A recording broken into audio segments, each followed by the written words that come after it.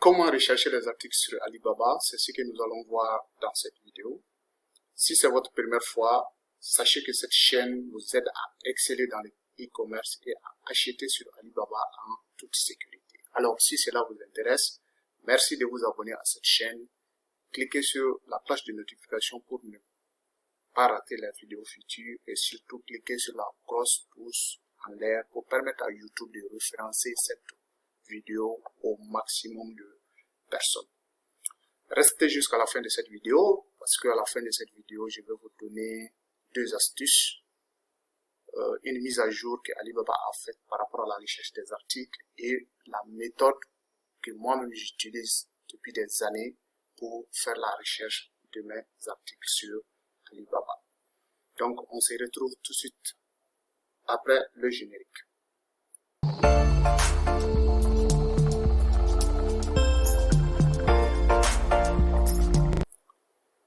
Comment rechercher n'importe quel article sur Alibaba?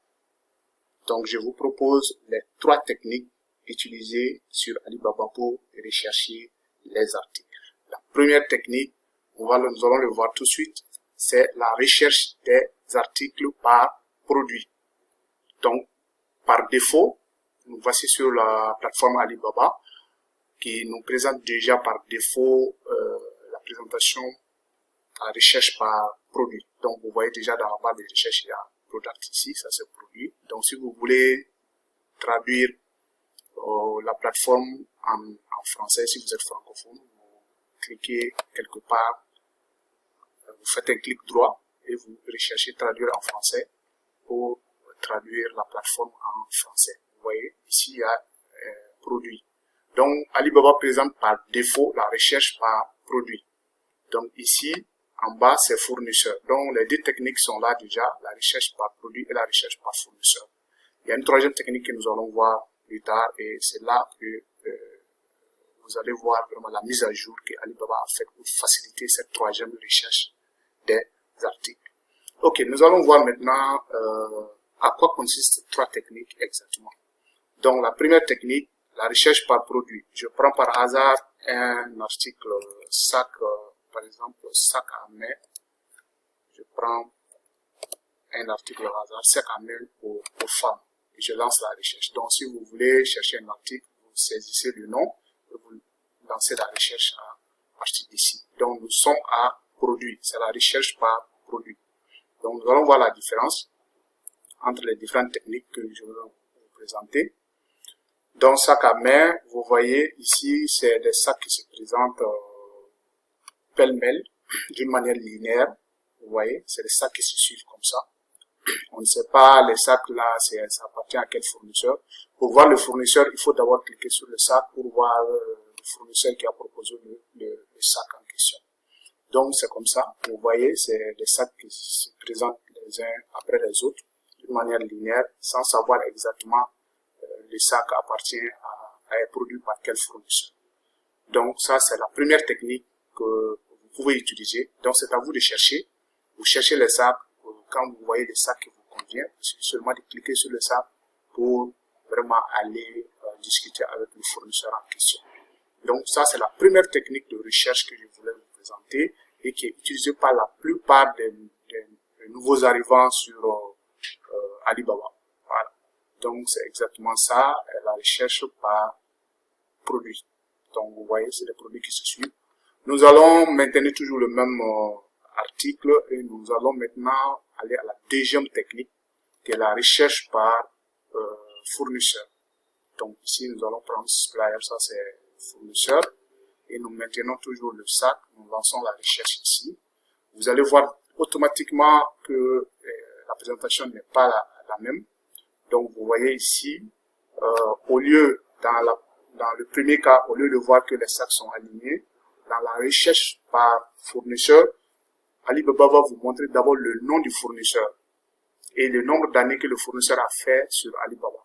Donc, lui, il a fait 4 ans sur Alibaba et voici le nom du fournisseur et les sacs que le fournisseur a proposé en vente sur Alibaba. Donc, c'est le premier fournisseur ici. Ensuite, en bas, vous allez voir un deuxième fournisseur qui a 3 ans d'existence sur Alibaba, et voici les sacs que le fournisseur d'origine propose. Ensuite, troisième fournisseur, voici les sacs que ce fournisseur présente. Donc, c'est exactement comme ça que la présentation se fait dans la recherche par fournisseur. Donc, c'est le fournisseur qui vient en premier. Ensuite, on voit les produits proposés par le fournisseur. Et en fonction de ça, vous pouvez faire votre choix. Donc, c'est vraiment des techniques très simples à mettre en place. Il suffit seulement de saisir l'article que vous voulez et vous allez choisir ici dans le petit menu déroulant si c'est par produit que vous voulez voir les produits, les articles, ou si c'est par fournisseur que vous voulez la présentation des produits. Voilà, c'est aussi simple que ça. Maintenant, nous allons voir la troisième technique qui est vraiment faite pour les gens qui maîtrisent beaucoup, des spécialistes dans la commande. Et c'est ce qu'on appelle la RFQ ou la demande de cotation. Autrement dit, la demande de devis. Quand est-ce qu'on utilise la RFQ, qu'on appelle demande de devis? La demande de devis, on l'utilise pour rechercher des articles spécifiques. Je vous donne juste un exemple au hasard. À supposer que vous avez besoin d'un matelas de 3 mètres, voire 2 mètres 50, et que on sait que dans le marché actuel, pour avoir un matelas de 3 mètres, il n'est pas produit spécifiquement par les usines. Donc vous avez besoin de ce matelas. Donc vous demandez à une usine de production de matelas de vous fabriquer un matelas de 2 mètres 50 ou bien de 3 mètres. Voilà, juste un exemple. Et aussi, vous pouvez, dans d'autres circonstances aussi, vous pouvez, par rapport à la qualité d'un produit, vous pouvez demander à un fournisseur de vous fabriquer un produit spécifique, c'est-à-dire une marchandise spécifique avec des qualités, la matière que vous voulez, tout ce que vous voulez comme qualité, vous le mettez et pour soumettre au fournisseur qu'il vous fasse ça et vous discutez pour tomber d'accord. Maintenant, si vous voulez faire ce genre de recherche d'articles, vous voulez avoir ce genre d'articles, comment vous faites sur Alibaba? C'est ça maintenant la troisième technique que nous allons voir tous. Donc, anciennement, dans le temps, Alibaba, c'est toujours d'actualité. Pour le faire, il fallait ouvrir un nouvel onglet et vous tapez rfq.alibaba.com et vous lancez la recherche. Voilà, donc c'était ça que tout le monde faisait. Moi-même, j'ai eu à faire des RFQ 1, 2, 3 fois comme ça. C'est la technique que j'ai utilisée, c'est cette technique qui existe. Donc là, vous allez voir ici soumettre une demande de devis. Vous cliquez sur ça.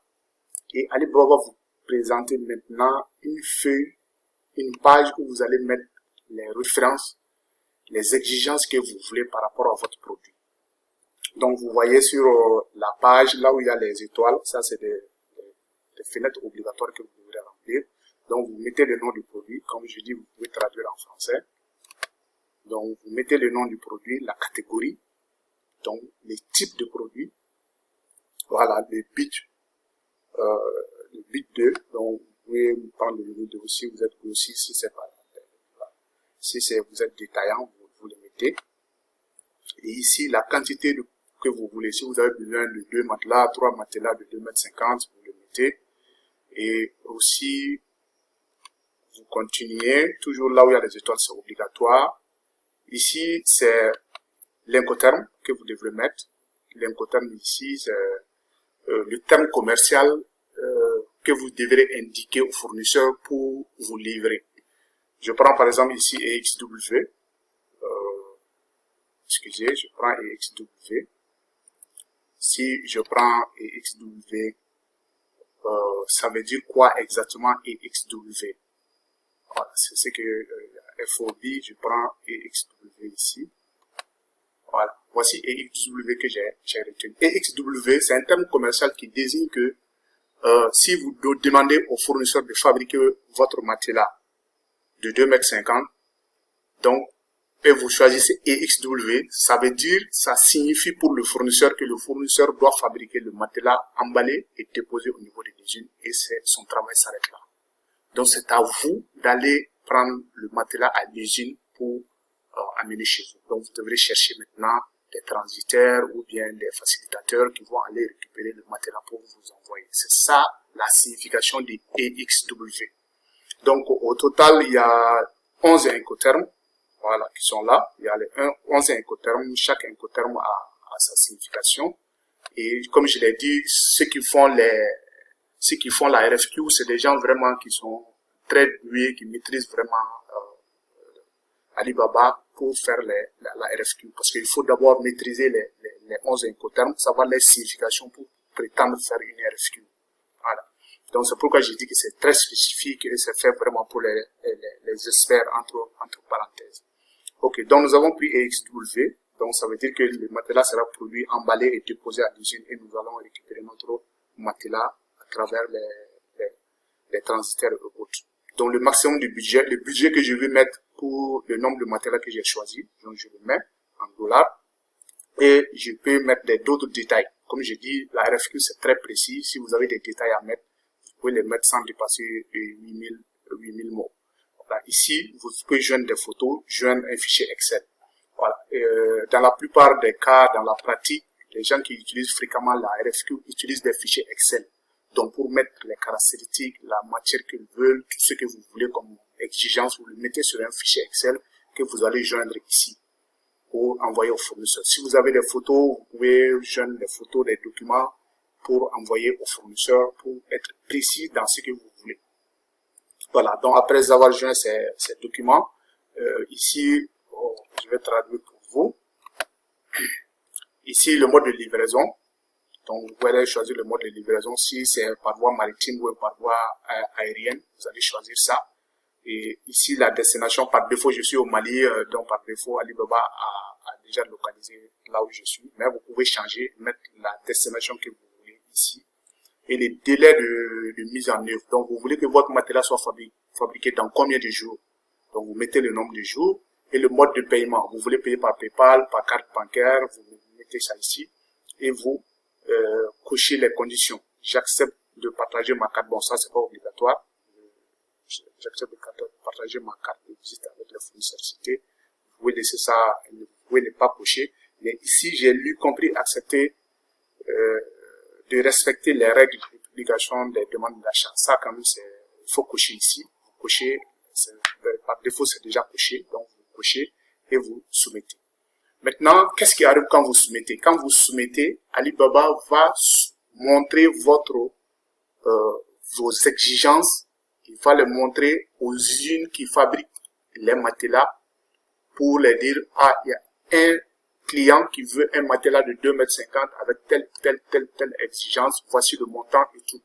Et maintenant, les usines qui ça intéresse vont vous écrire directement pour vous dire, ah, je suis prêt à vous fabriquer ce matelas à tel prix. Vous discutez, si vous tombez d'accord sur le prix et le délai de production, le fournisseur maintenant va commencer à produire votre matelas dans le délai que vous avez imparti, vous avez désigné pour vraiment vous fournir. Donc, c'était ça, la RFQ. Maintenant, la nouvelle mise à jour que Alibaba a faite par rapport à la RFQ, c'est ce qu'on va voir tout de suite. Et dans ça, vous n'avez pas besoin d'ouvrir un nouvel onglet pour taper rfq.alibaba.com. Non. En envoyant un message à un fournisseur, Alibaba va déjà envoyer le même message à plusieurs fournisseurs en même temps sans ouvrir un nouvel onglet. C'est ce que nous allons voir tout de suite. Et dans le cas des sacs, par exemple, nous avons ici les sacs à main que nous allons prendre. Donc, nous allons prendre un sac au hasard. Par exemple, ce sac-ci. Je vais cliquer sur ce sac pour prendre ce sac au hasard. Donc, nous allons voir la nouvelle manière de faire la RFQ que Alibaba a fait pour faciliter vraiment la rédaction de la RFQ. Donc ici, nous allons contacter le fournisseur ici. Voilà, contacter le fournisseur. Et voici les sacs qu'on a sélectionnés. Sac à main, pomme. Maintenant, nous allons mettre quelque chose. Salut. Ces sacs, c'est tout juste un exemple de message que je mets. C'est ça qui m'intéresse. Beaucoup sac à main. dans les messages, soyons un peu précis. C'est ça quand même. Pour femmes m'intéresse beaucoup. Donc vous pouvez mettre ce que vous voulez. Donc vous écrivez au fournisseur comme ça. Donc le nombre, la quantité que je veux, je le mets. J'ai besoin de d'un sac. Je vais prendre ici par exemple 2 sacs. J'ai besoin de 2 sacs. Maintenant, vous pouvez acheter ce sac comme ça. Maintenant, si vous voulez des exigences par rapport au sac, au type de sac que vous avez sélectionné, vous voulez vraiment amener beaucoup de précision, préciser la matière, préciser d'autres trucs de qualité par rapport au sac que vous avez sélectionné. Donc, c'est là maintenant que vous allez, vous aurez besoin de la RFQ. Voilà. Donc, je vais ici corriger. Voilà. Donc, ici, on va envoyer le message et en envoyant le message, automatiquement, Alibaba va nous demander de faire une RFQ. Voilà, vous voyez. Donc, ici, c'est une RFQ que nous devons faire. Une demande de cotation, une demande de devis. Donc, nous allons faire Alibaba nous présente automatiquement cette page pour faire la demande de devis. Ça veut dire quoi? Ça veut dire que si nous remplissons nos conditions ici, nous envoyons le fournisseur qu'on a choisi. Alibaba va envoyer le message sera envoyé à ce fournisseur, mais encore Alibaba va présenter la même demande, le même message à d'autres usines qui fabriquent des sacs. Voilà, avec les montants et tout. Et maintenant, les autres fournisseurs qui ça intéresse peuvent aussi m'écrire en plus du fournisseur que j'ai écrit. Donc c'est la même chose que la RFQ qu'on a vu en première position. Donc ici on avait mis 2, on va prendre les 2 sacs. Donc, on a besoin de 2 sacs. Et voici le message que j'ai écrit. Salut, ce sac à main pour femmes m'intéresse beaucoup. Voilà. Ici, on a mis la quantité. Voici ici l'onglet là où on avait vu qu'on pouvait joindre les fichiers. Voici ici exactement. Donc, on peut joindre ici un fichier, les fichiers Excel que l'on veut. On peut joindre ici des photos. Tout ce qu'on veut comme support de précision, on peut les joindre ici à ces fichiers avant d'envoyer. Donc ici, vous êtes obligé, tout ce qui est là où il y a des étoiles, vous êtes obligé de remplir, sinon la RFQ ne sera pas valide. Par exemple, si on enlève ici 2 et qu'on essaie d'envoyer, vous voyez, la RFQ ne sera pas envoyée. On dit plus interrogate de quantity. Donc on nous dit ici de mettre la quantité. On est obligé de mettre la quantité parce que il faut ça pour que la RFQ soit valide. Voilà. Donc là où il y a les étoiles, on a tout rempli. Donc, et nous soumettons notre RFQ simplement. Donc, on a cliqué sur envoyer, succès. Donc, ça veut dire que la RFQ notre demande est envoyée à notre fournisseur qui fabrique les sacs. En même temps, le même message sera envoyé à d'autres usines qui fabriquent des sacs avec le même prix. Et ces fournisseurs, si ça les intéresse, ils peuvent m'écrire directement pour me faire des propositions. Et là, j'ai la possibilité de choisir le moyen offrant pour vraiment acheter mon sac en default. Donc vraiment Alibaba, sur Alibaba, c'est le client qui est au bas. Tout est fait pour que le client soit vraiment à l'aise, que le client soit vraiment en sécurité par rapport aux achats en ligne.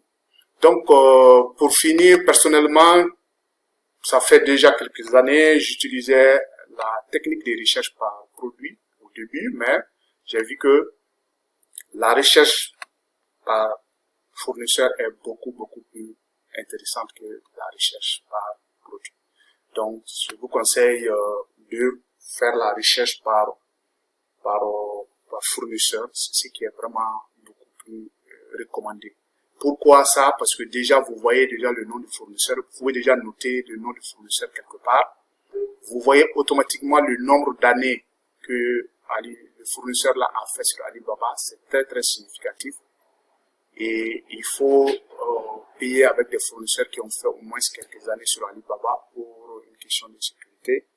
Vous voyez aussi la truc d'assurance qui est là, et si les entreprises sont vérifiées ou pas, vous avez la latitude, vous pouvez cocher cela facilement pour référencer. Donc par rapport à ces aspects, je pense que la vidéo concerne seulement la recherche des articles. Mais nous venons de voir les incoterms et tout. Si vous avez besoin que je fasse une vidéo spéciale sur les 11 incoterms, les termes commerciaux que vous devrez utiliser sur Alibaba, vous me le mettez en commentaire et je vais faire une vidéo spécialement sur les incoterms pour vous et c'est gratuit. Voilà. Aussi, si vous voulez une vidéo sur la sécurité, comment payer en toute sécurité sur Alibaba, vous pouvez aussi le mettre en commentaire et je vais vous faire une vidéo vraiment gratuitement sur la sécurité dans les achats sur Alibaba.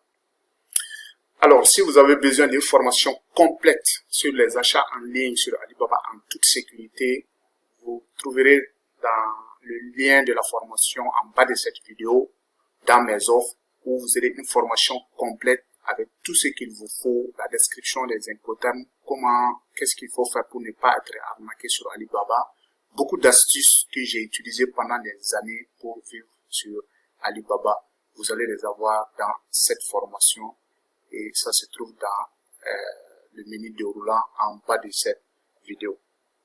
Donc vraiment, si cette vidéo vous a été vraiment utile, merci de vous abonner. N'oubliez pas d'activer la cloche de notification et de cliquer sur la grosse pouce en l'air pour référencer cette vidéo au maximum de personnes sur YouTube. Je vous remercie.